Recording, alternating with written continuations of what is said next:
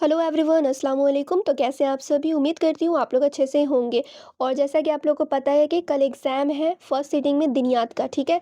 दिनियात का सबसे पहला एग्ज़ाम होने वाला है और आप लोग को वीवीआई क्वेश्चन भी इसी का मैं कराने वाली हूँ। इससे पहले भी एक पार्ट आया था, जो भी स्टूडेंट नहीं देखे जाकर ज़रूर देखना। वो काफ़ी ज़्यादा उसमें इंपॉर्टेंट मैंने क्वेश्चन कराया है। लिंक डिस्क्रिप्शन में मिलेगा, जाकर आप लोग वॉच कर लेना ये वीडियो देखने के बाद, ठीक है। तो चलिए वीडियो को मैं स्टार्ट करती हूँ। तो यहाँ पर आप लोग देखेंगे क्वेश्चन, और यहाँ से आप लोग का ऑब्जेक्टिव भी बनेगा, और वेरी शॉर्ट, शॉर्ट, लॉन्ग सब तरह के क्वेश्चन यहीं से निकलने वाले हैं। ये वीडियो ज़्यादा लंबी नहीं होगी, 10 से 15 मिनट मैक्स जा सकता है, उससे ज़्यादा नहीं जाएगा, ठीक है। फिर भी आप लोग पूरा वीडियो ज़रूर देख कर जाना और सारा क्वेश्चन करके ही जाना, क्योंकि जो इस वीडियो में मैं क्वेश्चन कराने वाली हूँ बहुत इंपॉर्टेंट क्वेश्चन है।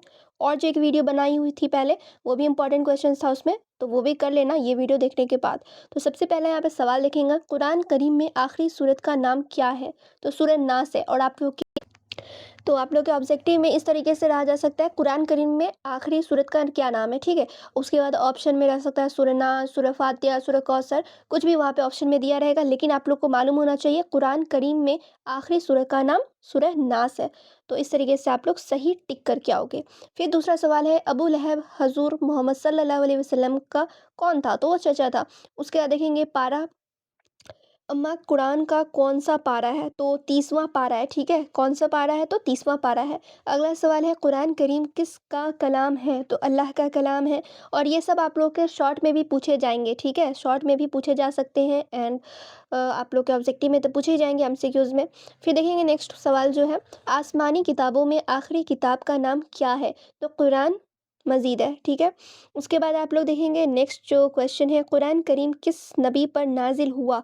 तो आप सभी को मालूम है कुरान करीम मोहम्मद सल्लल्लाहु अलैहि वसल्लम पर नाजिल हुआ।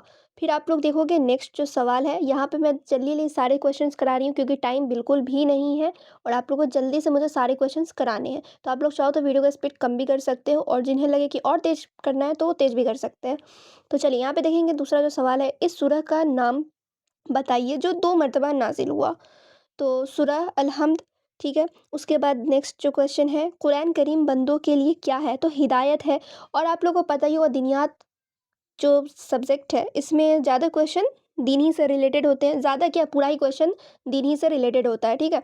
तो इसमें आप लोगों को ज़्यादा पढ़ने की ज़रूरत नहीं है, बेसिक बेसिक ही क्वेश्चन पूछे जाएंगे, और ज़्यादा क्वेश्चन कुरान से ही रिलेटेड रहेगा। यहाँ पे देखेंगे आप लोग, फिर दूसरा जो सवाल है, कुरान करीम बंदों के लिए क्या है? तो हिदायत है। उसके बाद आप लोग देखोगे नेक्स्ट जो है, तो यहाँ पे सब कुरान ही मजीद से ही क्वेश्चन लिया गया है, ठीक है। कुरान करीम से ही सारे क्वेश्चंस लिए गए हैं। जैसे कुरान करीम कितने साल में मुकम्मल हुआ? तो यहाँ पे आप लोग देखोगे 23 साल में मुकम्मल हुआ। वही सब सारे क्वेश्चंस दिए हुए हैं, ठीक है। और आप लोग फिर आप लोग देखेंगे नेक्स्ट क्वेश्चन, हाँ। तो वही लेकर आने वाले फरिश्ते कौन है? तो हज़रत जिब्राईल अलैहिस्सलाम है।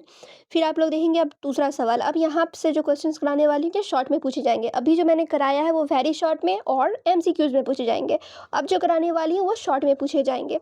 तो आयत सजदा कितने और कहाँ कहाँ है? तो कुरान करीम में आयत सजदा 14 जगहों पर है, और कहाँ कहाँ पर है? तो सूरह एराफ में है, सूरह नहल में भी है, उसके बाद सूरह मरियम में भी है, ठीक है। यहाँ पे आप लोग देख सकते हो 14 जगह का नाम लिखा हुआ है। कितनी जगह है वो आप लोग को याद होनी चाहिए, बिकॉज एमसीक्यूज में इस तरीके से सवाल पूछे जा सकते हैं कि कुरान करीम में कितने जगह पर आयत सजदा है, ठीक है। तो यहाँ पे आप लोग को मालूम होना चाहिए कि हाँ 14 जगह पर सजदा है। तो ये सब आप लोग को याद होना चाहिए। चलिए, फिर अगला सवाल है, नमाज जुमा फ़र्ज़ होने की क्या शर्तें हैं? तो यहाँ पर आप लोग देखोगे सबसे पहला जो शर्तें हैं, मर्द होना, औरत पर नमाज जुमा वाजिब नहीं है, ये चीज़ आप लोग को पता होनी चाहिए। दूसरा है आज़ाद होना, ठीक है। उसके बाद शहर या हुक्म शहर में मुकीम होना, और सही व तंदुरुस्त होना, ये सब शर्तें इसमें लागू होती हैं। चलिए फिर देखेंगे आप लोग, और भी शर्तें यहाँ पे दी हुई है, जैसे कि जालिम के जुल्म से बेखौफ होना, यानी ख़तरों से महफूज होना, और एक और शर्तें होनी चाहिए, आँख वाला होना चाहिए, ठीक है। अब चलिए नेक्स्ट आप लोग देखेंगे क्वेश्चन जो ज़कात का बयान, यानी कि ज़कात से रिलेटेड भी क्वेश्चन रहेगा एग्ज़ाम में आप लोगों के, यानी कि नमाज से तो रहेगा ही रहेगा, कुरान करीम से भी क्वेश्चन लिया जाता है, ज़कात से भी लिया जाता है, हज से भी लिया जाता है। बस इसी से रिलेटेड आप लोग के एग्ज़ाम में क्वेश्चन लिया जाएगा। तो चलिए इससे भी मैं कुछ कुछ क्वेश्चंस करा देती हूँ। जैसे कि यहाँ पे देखेंगे ज़कात का लगवी हुआ शरई माना क्या है, और इसकी फ़र्ज़ियत के शराइत क्या हैं, ठीक है। तहरीर करें, यानी कि एक्सप्लेन करें। यानी कि यहाँ पे आप लोगों को क्या करना है कि ज़कात का लग़वी व शरई माना क्या होता है वो लिखना है। उसके बाद इसमें एक और क्वेश्चन है, इसकी फ़र्ज़ियत की शराइत क्या है? तो सबसे पहले आप लोगों को मालूम होना चाहिए ज़कात की फ़र्ज़ियत के शराइत 9 होते हैं। कौन-कौन होते हैं? तो यहाँ पे आप लोग देखेंगे सबसे पहले तो मुसलमान होना चाहिए वो बंदा, उसके बाद दूसरा आप लोग देखेंगे आज़ाद होना, तीसरा है बालिग होना, चौथा है आकिल होना यानी कि अकल वाला होना, उसके बाद पाँचवा है मुकम्मल मलकियत का होना, छठा यहाँ पे है माल का निसाब तक पहुँचना, ठीक है? जब आप लोग का माल ही निसाब तक नहीं पहुँचेगा तो ज़कात आप पर फ़र्ज़ होगा ही नहीं, तो माल का निसाब तक पहुँचना ज़रूरी होता है, ठीक है? उसके बाद सातवां है माल का हाजत असलिया से ज़्यादा होना, उसके बाद आप लोग देखेंगे आठवां है माल का कर्ज से फासिल होना और माल का नामी यानी कि बढ़ने वाला होना, ठीक है? तो ये सब क्या थे? तो फ़र्ज़ियत थे ज़कात के। फिर आप लोग देखेंगे नेक्स्ट रोज़ा, रोज़ा से भी रिलेटेड क्वेश्चन है। जैसा कि यहाँ पे देखेंगे रोज़ा की तारीफ़ और इक़साम तफ़सील से बयान करें।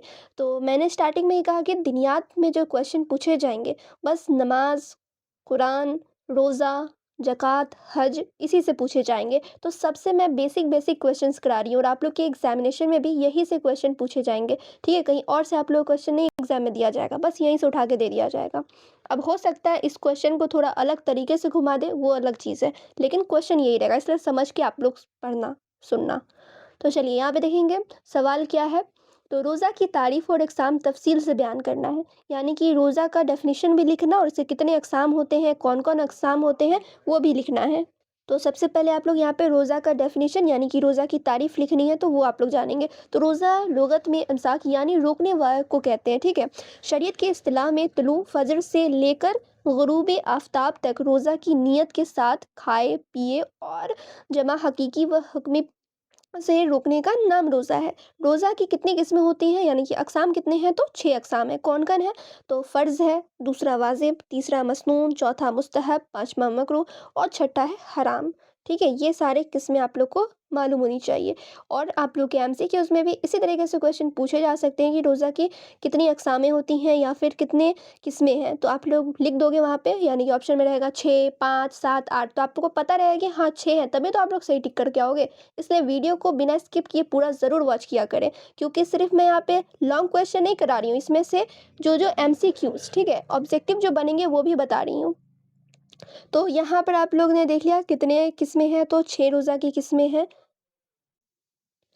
तो यहाँ पे मैंने जितने भी क्वेश्चंस कराए वो काफ़ी इंपॉर्टेंट क्वेश्चन थे, लेकिन जो अभी आप लोग स्क्रीन पे देख रहे हो ये भी इंपॉर्टेंट क्वेश्चंस है। अब आप कहोगे कि ये कहाँ पर मिलेगा, कैसे करा जाए? तो इस पर मैं कल ही एक वीडियो बनाई हूँ, ठीक है? आप लोग देखे हैं तो बहुत बढ़िया, जो नहीं देखे हैं या फिर आप लोग देखे भी हैं तो आप लोग एक बार जाके ज़रूर देखना फिर से। डिस्क्रिप्शन में लिंक मिल जाएगा उस वीडियो का, वो वीवीआई क्वेश्चन सब है, ठीक है? वीवीआई भी मैं नहीं कहूँगी, मोस्ट वेरी इंपॉर्टेंट क्वेश्चन है, तो आप लोग ज़रूर